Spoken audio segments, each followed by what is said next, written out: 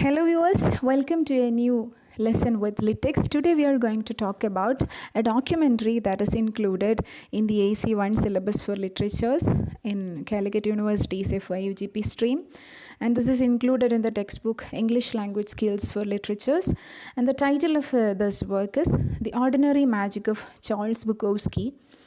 And ഇത് കുട്ടികൾക്ക് കുറച്ച് മനസ്സിലാക്കാൻ ബുദ്ധിമുട്ട് തോന്നിയിട്ടുണ്ടായിരുന്ന ഒരു ഡോക്യുമെൻ്ററി ആയിരുന്നു.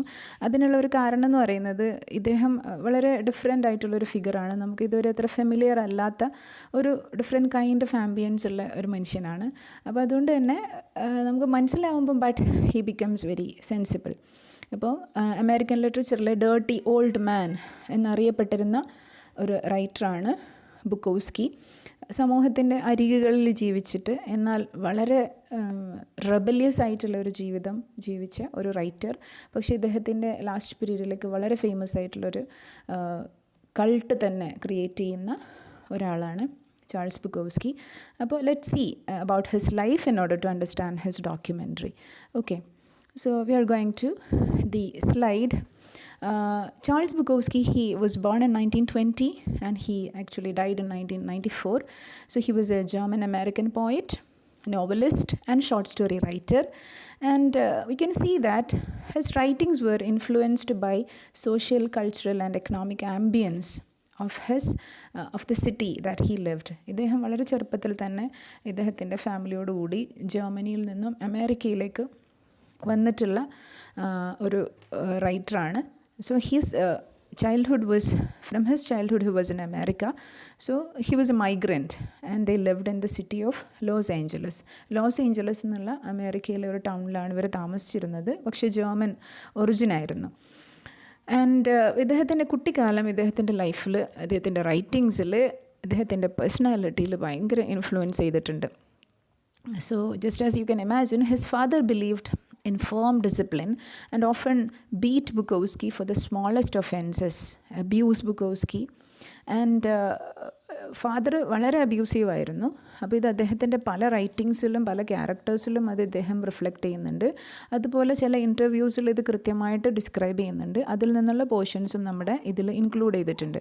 അപ്പോൾ ഈ ഡോക്യുമെൻ്ററി എന്ന് പറയുന്നത് ഇദ്ദേഹത്തിൻ്റെ കുറേ ഇൻ്റർവ്യൂസിൻ്റെ ഭാഗങ്ങളുണ്ട്. ഇദ്ദേഹത്തെക്കുറിച്ച് വളരെ ക്ലോസ് ആയിരുന്ന ആൾക്കാർ സംസാരിക്കുന്ന ചില ക്ലിപ്സ് ഉണ്ട്. അപ്പോൾ കുറച്ച് ആൾക്കാരുടെ ഓർമ്മകളും ഉണ്ട്. അതുപോലെ ഇദ്ദേഹത്തിൻ്റെ നേരിട്ടുള്ള ഇൻ്റർവ്യൂസിൻ്റെ ക്ലിപ്പിങ്സും ഉണ്ട്. പിന്നെ ഇദ്ദേഹത്തിൻ്റെ പോയട്രി എന്നുള്ള റീഡിങ്സും കുറച്ച് പോർഷൻസ് വരുന്നുണ്ട്. അപ്പോൾ അതിൻ്റെ ഒരു ഭാഗമാണ് നമ്മുടെ സിലബസിലുള്ളത്. അപ്പോൾ ഇദ്ദേഹത്തിൻ്റെ ഫാദറിൻ്റെ അബ്യൂസ് ഭയങ്കരമായിട്ട് ഇദ്ദേഹത്തെ ഹേർട്ട് ചെയ്തിട്ടുണ്ടായിരുന്നു. അതായത് 6 വയസ്സ് മുതൽ ഇദ്ദേഹം ഈ ഒരു ബുള്ളിയിങ്ങിനും അബ്യൂസിനും ഇടി വീട്ടിൽ ഭയങ്കര നെഗറ്റീവായിട്ടുള്ള അറ്റ്മോസ്ഫിയർ ആയിരുന്നു. അമ്മക്ക് പോലും കുട്ടിയെ സപ്പോർട്ട് ചെയ്യാൻ പറ്റിയിരുന്നില്ല. അപ്പോൾ അത് അദ്ദേഹം ഇതിൽ വളരെ ക്ലിയറായിട്ട് പല വർക്ക്സിലും ഇദ്ദേഹം റിഫ്ലക്റ്റ് ചെയ്യുന്നുണ്ട്. ഹാമോൺ റൈ എന്ന് പറയുന്നത് ഇദ്ദേഹത്തിൻ്റെ വളരെ പ്രശസ്തമായിട്ടുള്ളൊരു വർക്കാണ്. സോ അതിൽ ഈ ഹാമോൺ റൈയിലുള്ള ഒരു ക്യാരക്ടറിലൂടെ ഇദ്ദേഹം ഈ ഒരു ലൈഫ് വളരെ ക്ലിയറായിട്ട് കാണിക്കുന്നുണ്ട്. പിന്നെ അതുമാത്രമല്ല, മൈഗ്രൻ്റായിട്ട് വന്നിട്ടുള്ളൊരു കുട്ടി അമേരിക്കൻസിൻ്റെ ഇടയിൽ വളരുമ്പോൾ നോർമലി തന്നെ എക്സ്പീരിയൻസ് ചെയ്യുന്ന ഒരു അലിയനേഷൻ ഉണ്ട്. മറ്റു കുട്ടികളിൽ നിന്നും ഡിഫറെൻ്റ് ആണ്. സ്കിൻ കളർ ഡിഫറെൻ്റ് ആണ്. ഹെയറും ലാംഗ്വേജ് വളരെ ഡിഫറെൻ്റ് ആണ്. മിക്സഡ് ആയിട്ടുള്ള ഇംഗ്ലീഷ് സംസാരിക്കുന്നത് കൊണ്ട് തന്നെ സ്കൂളിലും നെയ്ബർഹുഡിലും എല്ലാം ഒരുപാട് കളിയാക്കലിലൂടെ വളർന്നു വരുന്ന കുട്ടിയാണ്. അതും വളരെ സെൻസിറ്റീവ് ആയിട്ടുള്ള ഒരു റൈറ്ററുടെ മൈൻഡുള്ളൊരു കുട്ടി. അപ്പോൾ ഇതെല്ലാം ഇദ്ദേഹത്തിൻ്റെ ലൈഫിനെ വളരെയധികം ഇൻഫ്ലുവൻസ് ചെയ്തിട്ടുണ്ട്. ഈ ഹാമോൺ റൈ എന്ന് പറയുന്ന നോവലിൽ ഈ ഒരു അൺഡിസേർവ്ഡ് പെയിൻ എത്രത്തോളം ഇദ്ദേഹത്തെ കുട്ടിക്കാലത്തെ ഈ ഒരു അബ്യൂസും നെഗറ്റീവ് എക്സ്പീരിയൻസസും അദ്ദേഹത്തിലൊരു റിബൽ സ്പിരിറ്റ് ഉണ്ടാക്കുന്നത് വളരെ ക്ലിയറായിട്ട് ഡിസ്ക്രൈബ് ചെയ്യുന്നുണ്ട്. So neighborhood children often ridiculed his accent, his way of talking and clothing that his parents made him wear. And then it was the times that was important. ഇദ്ദേഹം ജീവിച്ചിരുന്ന ആ ഒരു സമയം എന്ന് പറയുന്നത് ഗ്രേറ്റ് ഡിപ്രഷൻ എന്നാണ് ഹിസ്റ്ററിയിൽ അറിയപ്പെടുന്നത്. അതിലേക്ക് നമ്മൾ വരും. പിന്നെ ജർമ്മൻ ഒറിജിൻ ആയതുകൊണ്ട് തന്നെ വേൾഡ് വാറിൻ്റെ ഒരു സമയത്ത് ഞാൻ പറഞ്ഞു 1940s ഇദ്ദേഹത്തിൻ്റെ യൂത്ത് പീരീഡ് വരുന്നത്. 1920 ജനിച്ചത്. 1940s എന്ന് പറഞ്ഞാൽ സെക്കൻഡ് വേൾഡ് വാറിൻ്റെ ടൈംസാണ്. അപ്പോൾ ആ സമയത്ത് അമേരിക്കയിലുള്ള മറ്റ് ആളുകൾ തന്നെ സസ്പിഷ്യൻ്റെ മുൾമുനയിൽ നിൽക്കുകയാണ്. ആരെയും തമ്മിൽ വിശ്വസിക്കാത്തൊരു ടൈം കൂടെയാണ്. അപ്പോൾ അതുകൊണ്ട് തന്നെ ജർമ്മൻ ആയതുകൊണ്ട് അവിടുത്തെ അതോറിറ്റീസ് ഇദ്ദേഹം ഒരു നാസി സ്പൈ ആണെന്ന് വരെ തെറ്റിദ്ധരിച്ചിട്ട് അറസ്റ്റ് ചെയ്യപ്പെടുകയൊക്കെ ചെയ്യുന്നുണ്ട്. So basically he was a writer who was a very lonely man. ഒരുപാട് അൺഎംപ്ലോയ്മെൻറ്റൊക്കെ അനുഭവിച്ചിട്ട് ഒരു സൊസൈറ്റിയിൽ ഒരു അണ്ടർഡോഗ് ആയിരുന്ന മനുഷ്യന്മാരുടെ ഒരു സിമ്പലാണ് ഈ റൈറ്റർ ചാൾസ് ബുക്കോവ്സ്കി. അപ്പോൾ അവരുടെ പെയിൻസ് തന്നെയാണ് ഇദ്ദേഹത്തിൻ്റെ വർക്ക്സിൽ റിഫ്ലക്റ്റ് ചെയ്യുന്നതും. ആൻഡ് നൗ ഇദ്ദേഹത്തിൻ്റെ ഒരു യൂത്തിൽ പല ഓഡ് ജോബ്സ് ഇദ്ദേഹം ചെയ്തു. He travel throughout the underbellies of America. പലപ്പോഴും ചെറിയ ജോലികൾ കിട്ടും, അത് ചെയ്യും. ദെൻ അമേരിക്കയിലൂടെ ഇങ്ങനെ പല എന്താ പറയുക, പാവപ്പെട്ടവർ താമസിക്കുന്ന ഏരിയാസിലൂടെയാണ് അദ്ദേഹം സഞ്ചരിക്കുകയും അവിടെയാണ് റൂംസൊക്കെ അവൈലബിൾ ആവുള്ളൂ. അപ്പോൾ അങ്ങനെ ചെറിയ ജോലികൾ ഒരുപാട് സ്ഥലത്ത് ചെയ്തിട്ടുണ്ട്. പിക്കിൾ ഫാക്ടറിയിൽ വർക്ക് ചെയ്തിട്ടുണ്ട്. ദെൻ കുറച്ച് കാലം ഇദ്ദേഹം വർക്ക് ചെയ്തിട്ടുള്ളത് പോസ്റ്റ് ഓഫീസിലാണ്. പക്ഷേ ഈ ജോലികളൊന്നും ഇദ്ദേഹത്തിന് സാറ്റിസ്ഫൈങ് ആയിരുന്നില്ല. ഇദ്ദേഹത്തിൻ്റെ ലൈഫിനെ കുറിച്ച് നമ്മൾ വായിക്കുമ്പോൾ അദ്ദേഹം പറയുന്നത് ഇതാണ്: even though he got smaller jobs, അതൊന്നും ഇദ്ദേഹത്തിൻ്റെ ഒരു നോർമൽ ഹ്യൂമൻ ബീയിങ്ങിൻ്റെ ഡിഗ്നിറ്റി കാത്തു സൂക്ഷിക്കാൻ പറ്റിയ ജോലികളായിരുന്നില്ല. വളരെ ഡിഫിക്കൽട്ടായിരുന്നു. ഒരിക്കലും വേണ്ടത്ര എമൗണ്ട് ഓഫ് സാലറി പെയ്ഡ് ആയിരുന്നില്ല. And they were living in nasty situations. ഇദ്ദേഹത്തിൻ്റെ ഒരു ലൈഫ് കാണുമ്പോൾ നമുക്ക് മനസ്സിലാവുക ആ ഒരു സമയത്തെ എക്കണോമിക് ക്രൈസിസ് ആണ്. Okay, then he calls this period, ഈ ഒരു പീരീഡിന് അദ്ദേഹം 10-year drunk years എന്നാണ് പറയുന്നത്. സോ ഇതാണ് ഇദ്ദേഹത്തിൻ്റെ ഓട്ടോബയോഗ്രഫിക്കലായിട്ടുള്ള വർക്ക്സിന് ബേസിസ് ആയിട്ടുള്ളത്. ഹെൻറി ചിനാസ്കി എന്ന് പറയുന്ന ഒരു ഹീറോയെ ഇദ്ദേഹം ക്രിയേറ്റ് ചെയ്യുന്നുണ്ട്. ഇപ്പോൾ ചില റൈറ്റേഴ്സ് ക്രിയേറ്റ് ചെയ്യുന്ന ചില ഹീറോസ് ഉണ്ടല്ലോ. ഇപ്പോൾ ഷെർലക് ഹോംസിന് ആർതർ കോനൻ ഡോയിലിൻ്റെ ക്യാരക്ടറാണ് ഷെർലക് ഹോംസ്. ഇതുപോലെ ഹെൻറി ചിനാസ്കി എന്ന് പറയുന്ന ഇദ്ദേഹത്തിൻ്റെ സ്വന്തം ലൈഫിൽ വന്ന എക്സ്പീരിയൻസിൽ നിന്നും മോൾഡായിട്ടുള്ള ഒരു ഇദ്ദേഹത്തെ റിഫ്ലക്റ്റ് ചെയ്യുന്ന മറ്റൊരു ക്യാരക്ടർ, ബട്ട് വിത്ത് ഡിഫറൻസ്. അപ്പോൾ ഹെൻറി ചിനാസ്കി എന്ന് പറയുന്ന ഈ ക്യാരക്ടറിലൂടെ ഇദ്ദേഹത്തിൻ്റെ ലൈഫിൽ എക്സ്പീരിയൻസ് ചെയ്തിട്ടുള്ള എക്സ്ട്രീം പോവർട്ടിയും ദാരിദ്ര്യവും, ഒരു വീടില്ലാത്ത അവസ്ഥ, അതുപോലെ ഒരു എക്കണോമിക്കായിട്ടുള്ള സ്റ്റെബിലിറ്റി ഇല്ലാതിരിക്കുന്ന അൺസർട്ടനിറ്റീസ് ഉള്ള അവസ്ഥ, പലർക്കും ആ സമയത്ത് വീട് വിട്ട് പോവേണ്ടി വന്നിരുന്നു, വീട് വിറ്റിട്ട് പോവേണ്ടി വന്നിരുന്നു. അത്രയും വളരെ ഡിഫിക്കൽട്ടായിട്ടുള്ള ഒരു ടൈമായിരുന്നു ഈ പീരീഡ് ഓഫ് ഡിപ്രഷൻ എന്ന് പറയുന്നത്. സോ ഈ എക്സ്പീരിയൻസസ് എല്ലാം ഇദ്ദേഹത്തിൻ്റെ റൈറ്റിങ്സിൽ റിഫ്ലക്റ്റ് ചെയ്തിട്ടുണ്ട്. അപ്പം ഇതെല്ലാം ഇദ്ദേഹത്തിൻ്റെ റൈറ്റിങ്സിന് വളരെ ഒത്തൻറ്റിക് ആയിട്ടുള്ളൊരു ഗ്രിറ്റി റിയലിസം കൊണ്ടുവന്നു എന്നാണ് പറയുന്നത്. It brought an authentic gritty realism. വളരെ സ്റ്റാർക്കായിട്ടുള്ള, ക്ലിയർ ആയിട്ടുള്ള, റിയലിസ്റ്റ് ആയിട്ടുള്ള ഡിസ്ക്രിപ്ഷൻ ആയിരുന്നു ഇദ്ദേഹത്തിൻ്റെ റൈറ്റിങ്സിനെ സ്പെഷ്യലാക്കിയിരുന്നത്. അതുമാത്രമല്ല, ഇദ്ദേഹം ഹാങ്ക് എന്നായിരുന്നു ബുക്കോവ്സ്കി ഇദ്ദേഹത്തിൻ്റെ സ്വന്തം സർക്കിൾസിൽ അറിയപ്പെട്ടിരുന്നത്. പക്ഷേ later on in his life ഇദ്ദേഹം കുറച്ചുകൂടി പബ്ലിഷിംഗ് ഫീൽഡിലേക്ക് വരികയും കുറേയധികം വർക്ക്സ് പബ്ലിഷ് ചെയ്യുകയും ഒക്കെ ചെയ്തു.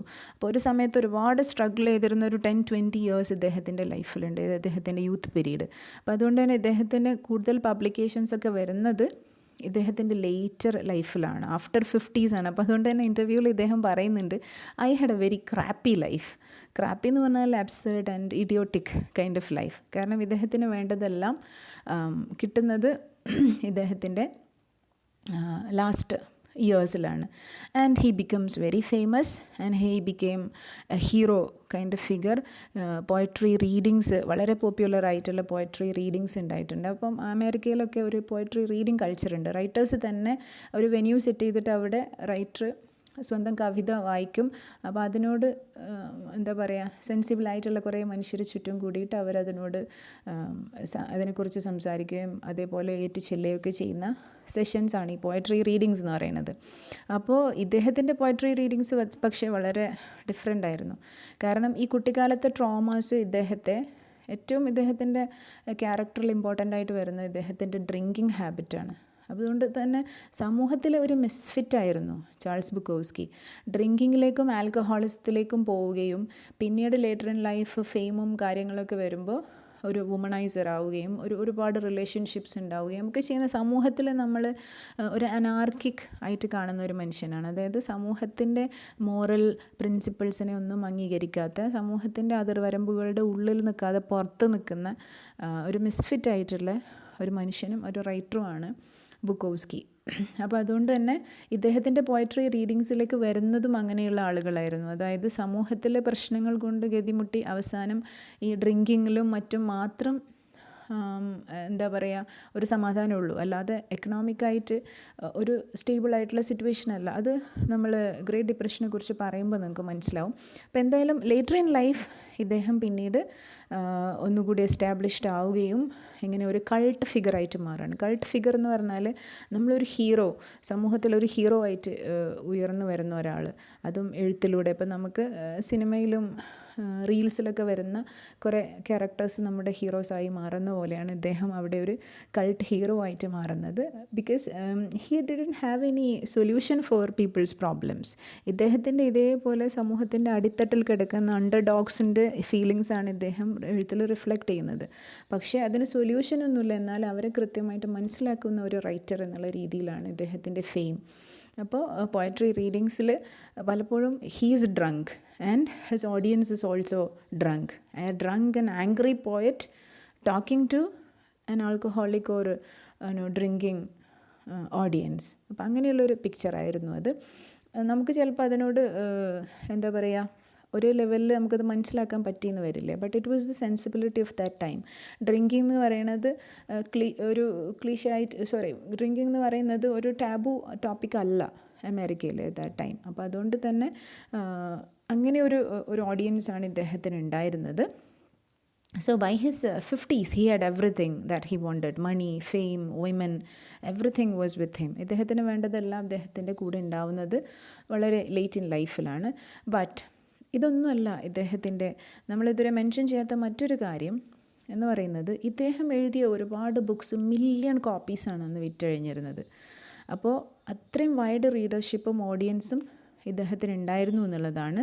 So hundreds of short stories and 6 novels he wrote, and over 60 books are there in his name, and that therefore he is called the laureate of American law life. അമേരിക്കയിലെ പട്ടിണി പാവങ്ങളുടെ അല്ലെങ്കിൽ under ഡോഗ്സിൻ്റെ representative ആണ് ആര്, ഈ Charles Bukowski. And he died of leukaemia in 1994 at the age of 73. ഇനി great depression എന്നുള്ള period എന്തായിരുന്നു? It was a worldwide economic downturn that began with the stock market crash of October in 1929 and lasted till 1930s. ഒരു 1929 തുടങ്ങി എന്താ പറയുക, stock മാർക്കറ്റിൻ്റെ ക്രാഷോടുകൂടി American economy ഇങ്ങ് തകരുവാണ്. അമേരിക്കയിൽ ആകെ പട്ടിണിയും ബുദ്ധിമുട്ടും വന്നിട്ടുള്ളൊരു സമയമാണ്. അപ്പോൾ അതുകൊണ്ട് തന്നെ ജോലി ഉണ്ടായിരുന്ന ചെറിയ ജോലി പോലും നഷ്ടപ്പെടുന്ന പാവപ്പെട്ടവർ സിറ്റീസിൽ നിന്നും സിറ്റീസിലേക്ക് അലയുകയാണ്. വീടില്ല, പലരും താമസിക്കുന്നത് ഷെഡുകളുണ്ടാക്കി താമസിക്കുന്ന ഒരു സമയം വരെ വന്നിട്ടുണ്ട്. എല്ലാവർക്കും ജോലി പോകുന്നു. ഇൻഡസ്ട്രിയൽ വർക്കേഴ്സിനും ഫാമേഴ്സിനും ആർക്കും ജോലിയില്ല. Extreme poverty and nobody is able to help one another. അപ്പോൾ അതുകൊണ്ട് തന്നെ ഈ ഹൂവർവിൽസ് എന്ന് പറയുന്ന ഒരു മേക്ക് ഷിഫ്റ്റ് ടൗണ് തന്നെ ഉണ്ടാക്കി എന്നാണ് പറയുന്നത്. അത് കളിയാക്കിയിട്ട് ഹെർബർട്ട് ഹൂവറിൻ്റെ പേരിൽ, അന്നത്തെ പ്രസിഡൻ്റായിരുന്ന ഹൂവറിൻ്റെ പേരിലൊക്കെ അറിയപ്പെടുന്ന കുറേ ടെൻറ്റുകളൊക്കെ ഉണ്ടാക്കിയിട്ടാണ് മനുഷ്യർ അതിൽ താമസിച്ചിരുന്നത്. അപ്പോൾ അത്രയും പട്ടിണി ഹിറ്റ് ചെയ്തിട്ടുള്ള ഒരു മനുഷ്യർ ഒരു ആങ്കറും ഇല്ല അവർ ഈ ഒരു ലൈഫിൽ സന്തോഷിപ്പിക്കാൻ. അപ്പോൾ അങ്ങനെയുള്ള ഒരുപാട് ഇഷ്യൂസ്, അതിൻ്റെ ഇടയിലൊരു ഫാമിൻ വരുന്നുണ്ട്. പിന്നെ ഫാമിൻ എന്ന് വെച്ചാൽ ആൾക്കാർക്ക് പട്ടിണിയും മരണങ്ങളും ഒക്കെ സംഭവിക്കുന്ന ഒരു സമയം. So he was forced, thousands of families were forced to migrate, particularly from main cities. അപ്പോൾ ആൾക്കാർ മൈഗ്രേറ്റ് ചെയ്യാണ് മറ്റ് സിറ്റീസിൽ പോയാൽ എന്തെങ്കിലും ജോലി കിട്ടുമെന്ന് അന്വേഷിച്ചിട്ട്. അപ്പോൾ അതിൽ പെട്ടുപോകുന്ന ഒരാൾ എന്നുള്ള നിലയിൽ ആ ഒരു ടൈമിൻ്റെ സെൻസിബിലിറ്റിയാണ് ഇദ്ദേഹം റിഫ്ലക്റ്റ് ചെയ്യുന്നത്. അപ്പോൾ ഇദ്ദേഹത്തിൻ്റെ ഹാമോൺ ഡ്രൈ എന്ന് പറയുന്ന വർക്ക്, ഈ ചിനാസ്കി എന്നുള്ള ക്യാരക്ടർ അപ്പിയർ ചെയ്യുന്ന ഫസ്റ്റ് വർക്കാണ്. ഇതിൽ ഇദ്ദേഹത്തിൻ്റെ ഫാമിലി ഇതേപോലെ തന്നെയാണ്. ഒരു ജർമ്മൻ മദർ, ഫാദർ, വളരെ ക്രൂവലായിട്ടുള്ള ഒരു home atmosphere, and the novel offers readers a glimpse into the world of novel offers a glimpse into Bukowski's early life. ഇദ്ദേഹത്തിൻ്റെ ഏർലി ലൈഫിൽ ഉള്ള ഒരു ടൈമാണ്. ഇനിയിപ്പോൾ ഇദ്ദേഹത്തിൻ്റെ ക്യാരക്ടറിൽ വളരെ ഡിഫറെൻ്റ് ആയിട്ടുള്ള മറ്റൊരു വശമുണ്ട്. ഇപ്പോൾ ഇങ്ങനെ ഒരു പീപ്പിൾസ് റൈറ്ററായിട്ട് ഇദ്ദേഹം മാറുന്നുണ്ട്. പക്ഷേ he was A man who was hours, who hated people. മറ്റു മനുഷ്യന്മാരോട് കമ്മ്യൂണിക്കേറ്റ് ചെയ്യുന്നത് ഇഷ്ടമില്ലാത്തൊരു മനുഷ്യനായിരുന്നു ഇദ്ദേഹം.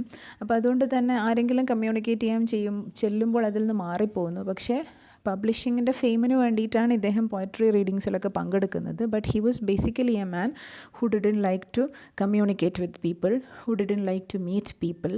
അപ്പോൾ ഇതെല്ലാം ഇദ്ദേഹത്തിൻ്റെ ഏർലി ലൈഫിൻ്റെ ഒരു പ്രത്യേകതയായിരുന്നു. അപ്പോൾ ഇദ്ദേഹത്തിൻ്റെ novels like Post Office, that's the name of a novel, then Factotum, it's a name of another novel. അപ്പോൾ ഈ നോവൽസിലെല്ലാം ഇദ്ദേഹം ഈ എക്സ്പീരിയൻസസ് വർക്കിംഗ് ക്ലാസ് പീപ്പിളിൻ്റെ സ്ട്രഗിൾസും അവരുടെ എക്കണോമിക് റിയാലിറ്റിയും റിഫ്ലക്റ്റ് ചെയ്യുന്നുണ്ട്. അപ്പോൾ ഈ ഗ്രേറ്റ് ഡിപ്രഷൻ്റെ ഒരു ലൈഫ് തന്നെയാണ് ഇദ്ദേഹത്തിൻ്റെ വർക്കിലുള്ള മെയിൻ തീം എന്ന് പറയുന്നത്. So this another hilarious novel named women. ഇദ്ദേഹം കുറച്ച് ഫെയിമിലേക്ക് എത്തിയ ശേഷം എഴുതുന്നൊരു വർക്കാണ് വിമൻ. അതിലാണെങ്കിൽ തീം ഇദ്ദേഹം സമൂഹത്തിലൊരു മിസ്ഫിറ്റായി എന്ന് ഞാൻ പറഞ്ഞല്ലോ. അപ്പോൾ അതിലേക്ക് നയിച്ചിട്ടുള്ള കുറേ റിലേഷൻഷിപ്പുകളും ഇദ്ദേഹത്തിൻ്റെ എന്താ പറയുക ഫ്രോളിക്കിംഗ് ലൈഫാണ് അതിലൊരു തീമായിട്ട് വരുന്നുണ്ട്. His unlikely rise as a ladies man. ഒരുപാട് സ്ത്രീകൾ ഇഷ്ടം കൂടുന്ന ഒരു മനുഷ്യൻ, ആ ഒരു ഇമേജാണ് അതിൽ വരുന്നത്. So it is A comic examination of the dangers of fame. പ്രശസ്തി എന്ന് പറയുന്നത് കൊണ്ടുവരുന്ന dangers and the rejection of salvation through promiscuity. He didn't believe in any god or anything. മനുഷ്യന്മാരുടെ ഇടയിൽ നന്മയുണ്ടെന്നോ ആൾക്കാർക്ക് പരസ്പരം ഹെൽപ്പ് ചെയ്യാൻ പറ്റുമെന്നോ ഹ്യൂമാനിറ്റി ഉണ്ടെന്നോ ഒന്നും അദ്ദേഹം വിശ്വസിക്കുന്നില്ല. He didn't believe in the innate goodness of human beings. മനുഷ്യരുടെ നന്മയിലൊന്നും ഇദ്ദേഹത്തിന് വിശ്വാസമില്ല. അപ്പോൾ അതുകൊണ്ട് തന്നെയാണ് സമൂഹത്തിൽ എന്താണോ നോർമൽ ശരി എന്നുള്ളത് അതിൻ്റെ ഓപ്പോസിറ്റായിട്ടാണ് ഇദ്ദേഹം പെരുമാറുക. അപ്പോൾ അതാണ് ആൾക്കാർക്ക് ഇഷ്ടവും. അങ്ങനെയുള്ളൊരു ഹീറോയാണ് ആ സമയത്ത് ആൾക്കാർക്ക് ആവശ്യമുള്ളത്. സോ ഇങ്ങനെയുള്ള വളരെ എക്സെൻട്രിക് ആയിട്ടുള്ള പെരുമാറ്റമാണ് ഇദ്ദേഹത്തിൽ നിന്ന് വന്നിരുന്നത്. അദ്ദേഹത്തിൻ്റെ എഴുത്തും അതുപോലെ തന്നെയായിരുന്നു. പക്ഷേ ആ ഒരു സമയത്തെ ആളുകളുടെ സെൻസിബിലിറ്റി ഇദ്ദേഹം റിഫ്ലക്റ്റ് ചെയ്യുന്നു എന്നുള്ളത് കൊണ്ട് ആ സമയത്തെ കൾട്ട് ഹീറോയും റൈറ്ററുമായിട്ട് അദ്ദേഹം മാറുകയാണ്. അപ്പോൾ his serious writing however reveals A gentleness towards women. നമുക്ക് വളരെ ഫ്രോളിക്കിംഗ് ആയിട്ട് പ്രോമിസ്ക്വസ് ആയിട്ട് എന്താ പറയുക അങ്ങനെയുള്ള റിലേഷൻഷിപ്പാണ് അതിൽ കാണുന്നത്. പ്രോമിസ്ക്വസ് എന്ന് പറഞ്ഞാൽ ലീഗലായിട്ടുള്ള കണക്ഷൻ വിത്ത് വുമണിനപ്പുറം ഒരുപാട് സ്ത്രീകളുമായിട്ട് ബന്ധം, അങ്ങനെ ഇല്ലീഗലായിട്ടുള്ള റിലേഷൻഷിപ്സ് ഇതെല്ലാമാണ്. പക്ഷേ he had a good side. അതിലേക്കാണ് ഇദ്ദേഹത്തിൻ്റെ റൈറ്റിങ്സ് നമ്മളെ കൊണ്ടുപോകുന്നത്. So Bukowski portrayed characters constantly battling with poverty, unemployment and social rejection. ഈ ഇഷ്യൂസ് എല്ലാം ഇദ്ദേഹം ഡീൽ ചെയ്തിരുന്നു. പോവർട്ടിയും പിന്നെ ജോലിയില്ലായ്മയും സമൂഹത്തിൽ മിസ്ഫിറ്റ് ആവുന്ന അവസ്ഥയും ഒക്കെ. His unromantic style reflected the harsh realities of survival during and after depression എറ. അപ്പോൾ അതുകൊണ്ട് തന്നെ ഹാർഷ് റിയാലിറ്റീസ് റിഫ്ലക്റ്റ് ചെയ്യുന്നത് പലപ്പോഴും നോൺസെൻസിക്കലായിട്ടുള്ള അസംബന്ധമാണ് നമുക്ക് തോന്നുന്ന ഒരു തരം എഴുത്തുകളായിരുന്നു. പക്ഷേ it was A need of the time, I told you. So he rejected romantic ഒരു ഐഡിയലൈസ്ഡ് നെറേറ്റീവ്സ്. അപ്പോൾ അൺവാർണിഷ്ഡ് ആയിട്ടുള്ള ലൈഫ്, അതായത് പോളിഷ് ചെയ്ത ഒന്നും അതിലുണ്ടാവില്ല. പോളിഷ് ഒന്നും ചെയ്യാത്ത ലൈഫാണ് ഇദ്ദേഹം ഇതിൽ റിഫ്ലക്റ്റ് ചെയ്യുന്നത്, ഇദ്ദേഹം വരച്ച് കാണിക്കുന്നത്. So often brutal depictions of life and defiance against the economic and social operation. Basically ഇത് അന്നത്തെ സമയത്തെ റൂളേഴ്സിന് എതിരെയുള്ള എഴുത്തുകൾ കൂടിയാണ്. അവർ സമൂഹത്തിനോട് ഉള്ള റെസ്പോൺസിബിലിറ്റി പൂർത്തീകരിക്കാൻ പറ്റാത്ത റൂളേഴ്സാണ് അപ്പോൾ ഉള്ളത്. അപ്പോൾ അതുകൊണ്ട് തന്നെ ഈ എക്കണോമിക് ഡിപ്രഷനിൽ നിന്ന് ഇവർക്കൊരു സൊല്യൂഷനും ഇല്ല. So his writings can be seen as a literary continuation of the resilience demonstrated by those who survived the great depression. അപ്പോൾ ആ കാലം കടന്ന് ജീവിച്ചു പോയവർ ആ കാലത്ത് അനുഭവിച്ചിട്ടുള്ള ട്രോമയും ബുദ്ധിമുട്ടും വേദനയും അരക്ഷിതാവസ്ഥയും ഒക്കെയാണ് ഇദ്ദേഹത്തിൻ്റെ വർക്കിൽ വന്നിട്ടുള്ളത്. ഇത് തന്നെയാണ് അദ്ദേഹത്തിൻ്റെ ക്യാരക്ടറിലും നമുക്ക് കാണാൻ പറ്റുന്നത്. ഓക്കെ, അപ്പോൾ ഇതൊക്കെയാണ് ഇദ്ദേഹത്തിൻ്റെ ഒരു ബാക്ക്ഗ്രൗണ്ട് എന്ന് പറയുന്നത്. അപ്പോൾ ഇനി ഡോക്യുമെൻ്ററിയിൽ എന്തൊക്കെയാണുള്ളത് നമുക്കൊന്ന് നോക്കാം. അപ്പോൾ ഇത് അപ്പിയർ ചെയ്യുന്നത് BBC-യിലാണ്. BBC ബ്രിട്ടീഷ് ബ്രോഡ്കാസ്റ്റ് കോർപ്പറേഷൻ അവരുടെ ബുക്ക് മാർക്ക് എന്ന് പറയുന്ന സീരീസിലെ സെക്കൻഡ് എപ്പിസോഡാണ്. അതുകൊണ്ടാണ് ബുക്ക് മാർക്ക് 2 എന്ന് പറയുന്നത്. അതിൽ ordinary magic of Charles Bukowski ഇതാണ് അതിൻ്റെ ടൈറ്റിൽ. അപ്പോൾ this is produced by Vanessa Eagle and the interviewer is Babette Schroeder. അപ്പോൾ കുട്ടികൾക്ക് ആദ്യം വന്നിരുന്നൊരു തെറ്റിദ്ധാരണ ഈ ഇൻ്റർവ്യൂവിൽ അപ്പിയർ ചെയ്യുന്ന ഡോക്യുമെൻ്ററിയിൽ അപ്പിയർ ചെയ്യുന്ന ഒരാൾ ബാർബറ്റ് ഷ്രോഡർ ആണോ എന്നായിരുന്നു. പക്ഷെ അതല്ല, അത് ഇദ്ദേഹത്തിൻ്റെ ഒരു പബ്ലിഷറായിരുന്ന ജോൺ മാർട്ടിനാണ് ആദ്യം കാണുന്ന കുറച്ച് പ്രായമായ ഒരാൾ കാണുന്നത്. രണ്ടാമത് കാണുന്ന യങ്സ്റ്റർ എന്ന് പറയുന്നത് ഹീസ് ആൻ ആക്ടർ.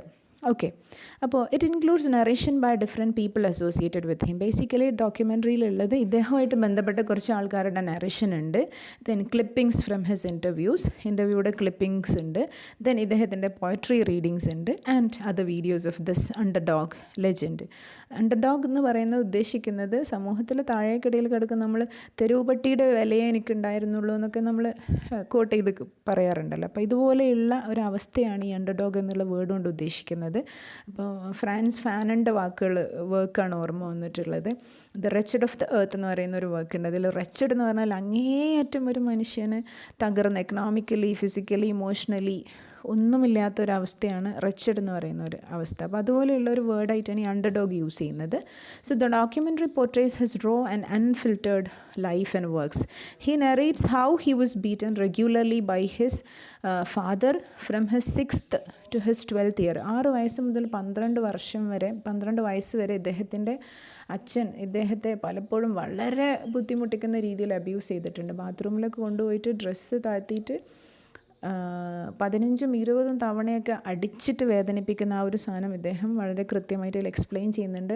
ഇത് പെയിൻഫുള്ളാണ്, എനിക്ക് അതിനെക്കുറിച്ച് സംസാരിക്കാൻ ഇഷ്ടമുണ്ടായിട്ടല്ല എന്ന് പറഞ്ഞിട്ടും ഇദ്ദേഹം പറയുന്നുണ്ട്. അതിൻ്റെ ഇടയിൽ പറയുന്നുണ്ട് ഈ ഒരു large creature beating A small creature. ആ വേർഡ്സിലാണ് അദ്ദേഹം പറയുന്നത്. ഒരു വലിയ ജീവി ഒരു ചെറിയ ജീവിയെ ഇത്രയധികം വേദനിപ്പിക്കുകയും അബ്യൂസ് ചെയ്യുകയും ചെയ്യുമ്പോഴുള്ള ഫിയറും ട്രോമയും, അപ്പം അതിലുള്ള ഒരു ഇൻഹറൻറ്റ് വയലൻസും അത് അദ്ദേഹം കൃത്യമായിട്ട് പറയുന്നുണ്ട്. പിന്നെ ജോൺ മാർട്ടിൻ ആണ് the publisher of black sparrow ആണ്. ഇദ്ദേഹം പോസ്റ്റ് ഓഫീസിൽ വർക്ക് ചെയ്യുന്നിടത്തുനിന്ന് അദ്ദേഹം ഇടയ്ക്ക് മാറിയിട്ട് കുറച്ച് പബ്ലിഷ് ചെയ്തിരുന്നു. വീണ്ടും പല ജോലിക്ക് തിരിച്ചു പോവും, വീണ്ടും പോസ്റ്റ് ഓഫീസിൽ വർക്ക് ചെയ്യുന്നൊക്കെ ഉണ്ട്. അപ്പം പോസ്റ്റ് ഓഫീസിൽ ഫസ്റ്റ് വർക്ക് ചെയ്യുന്നിടത്തുനിന്ന് ഇദ്ദേഹത്തെ റൈറ്റിങ്ങിലേക്ക് കൊണ്ടുവരുന്ന ഒരു ബ്രേക്ക് ത്രൂ നൽകുന്ന ആൾ ജോൺ മാർട്ടിനാണ് ആദ്യത്തെ പബ്ലിഷർ. ബ്ലാക്ക് സ്പാരോ പബ്ലിഷിംഗ് ഫേമാണ്. സോ ഇദ്ദേഹം ഇതിൽ സംസാരിക്കുന്നുണ്ട്. പിന്നീട് വരുന്ന ആൾ സീൻ പെൻ എന്ന് പറയുന്ന ഒരു ആക്ടറാണ്. ആ യങ്സ്റ്റർ ഉണ്ടല്ലോ, അത് സീൻ പെൻ ആണ്. ഇദ്ദേഹം നറേറ്റ് ചെയ്യുന്ന ഇൻസിഡൻറ്റ് ഒരു സ്ഥലമൊക്കെ ഇങ്ങനെ കാണിച്ചിരുന്നുണ്ടല്ലോ. എന്താണെന്ന് വെച്ചാൽ ദ വാസ് എൻ ഇൻസിഡൻറ്റ്. പിന്നെ ഒരു പാർട്ടിയിൽ ഇദ്ദേഹം മിസ്ബിഹേവ് ചെയ്ത ഒരു സാധനം ഇദ്ദേഹം തന്നെ എക്സ്പ്ലെയിൻ ചെയ്യുന്നുണ്ട്. പാർട്ടിയിൽ മിസ്ബിഹേവ് ചെയ്ത എന്താണെന്ന് വെച്ചാൽ ഇദ്ദേഹത്തെ വെൽക്കം ചെയ്ത് നിൽക്കുന്ന ഒരു പാർട്ടിയാണ്. A party where he was seen as talking to others and then all on a sudden എല്ലാവരുടെയും ഡ്രിങ്ക് എടുത്ത് കുടിക്കുകയും അതുപോലെ ഡ്രസ്സൊക്കെ മാറ്റിയിട്ട് ഡാൻസ് ചെയ്യുന്ന പോലത്തെ ഒരു സീനൊക്കെ കാണിക്കുന്നുണ്ട്. അപ്പോൾ ആ സിറ്റുവേഷനിൽ സീൻ പെന്നിൻ്റെ അമ്മ ഇദ്ദേഹത്തെ കാണാൻ ഭയങ്കര ആഗ്രഹത്തിൽ വന്നിട്ടുണ്ട്. പെട്ടെന്ന് സീൻ പെന്നിൻ്റെ അമ്മയെ ഇദ്ദേഹം ഡാൻസ് കളിക്കാൻ കൂട്ടുകയാണ്. എല്ലാവരും ഡാൻസ് കളിക്കാൻ നിൽക്കുമ്പോൾ സീൻ പെന്നിൻ്റെ അമ്മയാണ് ഇദ്ദേഹം ഇൻവൈറ്റ് ചെയ്യുന്നത് കൂടെ ഡാൻസ് കളിക്കാൻ വേണ്ടിയിട്ട്. And in between he's trying to remove her clothes and misbehave and പെട്ടെന്ന് തന്നെ ആ വെന്യൂന്ന് അദ്ദേഹം അങ്ങോട്ട് ഡിസപ്പിയർ ചെയ്യുകയും ചെയ്യുന്നു. അപ്പോൾ ഇത് ആൾക്കാർക്ക് നമ്മൾ വിചാരിക്കും ഹി വാസ് എംബറാസിങ്, പക്ഷേ അദ്ദേഹത്തിൻ്റെ ഓഡിയൻസ് ഇത് തന്നെയാണ് അദ്ദേഹത്തിൽ നിന്നും എക്സ്പെക്റ്റ് ചെയ്തിരുന്നത്. And they thought that this is the way were they expected Hank എന്നാണ് അദ്ദേഹത്തെ ഒരു ഓമന പേരിട്ട് വിളിക്കുന്നത്. ഹാങ്ക് ഇങ്ങനെയാണ് പെരുമാറുക എന്നാണ് അവർ എക്സ്പെക്റ്റ് ചെയ്യുന്നതും. So he had an aversion to human need of socialization. അപ്പോൾ ബേസിക്കലി ഇദ്ദേഹത്തിന് നിലനിൽക്കണമെന്നുണ്ടെങ്കിൽ ഇദ്ദേഹത്തിന് ഓഡിയൻസ് വേണം, പോയട്രി റീഡിങ്സിന് ഓഡിയൻസ് വേണം, ഇദ്ദേഹത്തിൻ്റെ പുസ്തകങ്ങൾ വായിക്കാൻ ആൾക്കാർ വേണം. പക്ഷേ ഹി വാസ് എ ഡെസൊലേറ്റ് മാൻ. ഇദ്ദേഹത്തിന് ഹി വോണ്ടഡ് ടു ബി ഡെസൊലേറ്റ്. ആൾക്കാരായിട്ട് സോഷ്യലൈസ് ചെയ്യുന്നത് ഇദ്ദേഹത്തിന് ഇഷ്ടമല്ലായിരുന്നു. അപ്പോൾ ഇതിൻ്റെ ബിഗിനിങ്ങിൽ തന്നെ പറയുന്നുണ്ട് ഇദ്ദേഹത്തിൻ്റെ ഒരു isolation, his need for keeping away from human society. He hated human company and he says 2 inches is great, 2 miles is great, 2000 miles is beautiful. I don't like the human race. I don't like their conversations. 2 ഇഞ്ചാണെങ്കിൽ നല്ലതാണ്, then 2000 മൈലാണ് നല്ലതാണ്, 2 മൈലാണ് നല്ലതാണ്, 2000 mile അപ്പുറത്താണ് എന്നിൽ നിന്ന് മറ്റു മനുഷ്യരെന്നെങ്കിൽ that is beautiful for me. അപ്പോൾ ഇങ്ങനെയുള്ള വളരെ എക്സെൻട്രിക് ആയിട്ടുള്ള കുറേ ഡിസ്ക്രിപ്ഷൻസാണ് ഇദ്ദേഹത്തിൻ്റെ ഡോക്യുമെൻ്ററിയിൽ കാണുന്നത്. ഇദ്ദേഹത്തിൻ്റെ വർക്കും അതെ പോംസൊക്കെ ഇതുപോലെ മനുഷ്യരുടെ ഈ ഒരു ഡിറ്റോ ഫീലിംഗ് അദ്ദേഹം റിഫ്ലക്റ്റ് ചെയ്യുന്നുണ്ട്. ഓക്കെ, ദെൻ ഡോക്യുമെൻ്ററിയിൽ പിന്നെ അദ്ദേഹം അപ്പിയർ ചെയ്യുന്നത് ഒരു മാൻ അറ്റ് ദ പിയാനോ ആയിട്ടാണ്. ഒരു പിയാനോ റീഡിങ്, ഇദ്ദേഹം എഴുതിയിട്ടുള്ള ഒരു സാധനത്തിൻ്റെ റീഡിംഗ് ആണത്. And he was appearing as a most alienated in man in the crowd. ആൾക്കൂട്ടത്തിൽ തനിയെ എന്നൊക്കെ പറയില്ല, അതിൻ്റെ ഒരു എക്സ്ട്രീം ഫീലിംഗ് ആണ് ഇദ്ദേഹത്തിൽ നമുക്ക് കാണാൻ പറ്റുക. പക്ഷേ ലോസ് ഏഞ്ചലസിൽ തന്നെയാണ് ഇദ്ദേഹം ബാക്കിയുള്ള കാലം ജീവിച്ചിരുന്നതൊക്കെ. Then the publishers named Black Sparrow have published an enormous number of copies, like 6 to 7 millions of his books. പിന്നെ അപ്പിയർ ചെയ്യുന്ന ആളെന്ന് പറയുന്നത് ജോൺ മാർട്ടിനാണ്. ഇദ്ദേഹം സംസാരിക്കുന്നത് ഇത്രയും ഒരു ലോ ബിഗിനിങ്ങിൽ നിന്ന് തുടങ്ങി ഒരു മനുഷ്യൻ്റെ 6 to 7 മില്യൺ പുസ്തകങ്ങൾ വിറ്റഴിയുന്ന ആ ഒരു വളരെ സർപ്രൈസിങ് ആയിട്ടുള്ള ആ ഒരു ഗ്രോത്തിനെ പറ്റി സംസാരിക്കുന്നുണ്ട് ജോൺ മാർട്ടിൻ. ദെൻ വീഡിയോൻ്റെ ബാക്കി സീരീസിൽ നമുക്ക് മറീന ബുക്കോവ്സ്കി എന്ന് പറയുന്ന ഇദ്ദേഹത്തിന് ഒരേ ഒരു മകളാണ് ഉണ്ടായിരുന്നത്. അവരാണ് മറീന ബുക്കോവ്സ്കി. അത് ഫ്രാൻസിസ് സ്മിത്ത് എന്ന് പറയുന്ന ഒരു ലേഡി ആയിട്ടുള്ള റിലേഷൻഷിപ്പിൽ ഉണ്ടായിട്ടുള്ള മോളാണ്. അവരും ഇതിൽ അപ്പിയർ ചെയ്യുന്നുണ്ട്. ഇൻ്റർവ്യൂവിൻ്റെ ബാക്കി ഭാഗത്ത് ഇദ്ദേഹമായിട്ട് റിലേഷൻഷിപ്പ് ഉണ്ടായിരുന്ന മറ്റ് ചില വിമനും അപ്പിയർ ചെയ്യുന്നുണ്ട്. അവരായിട്ടുള്ള ലൈഫിൻ്റെ ചില വീഡിയോസ് കാണിക്കുന്നുണ്ട്. സോ ഇതൊക്കെയാണ് നമ്മുടെ ഡോക്യുമെൻ്ററിയുടെ ഒരു മെയിൻ കോണ്ടൻറ്റ് എന്ന് പറയുന്നത്.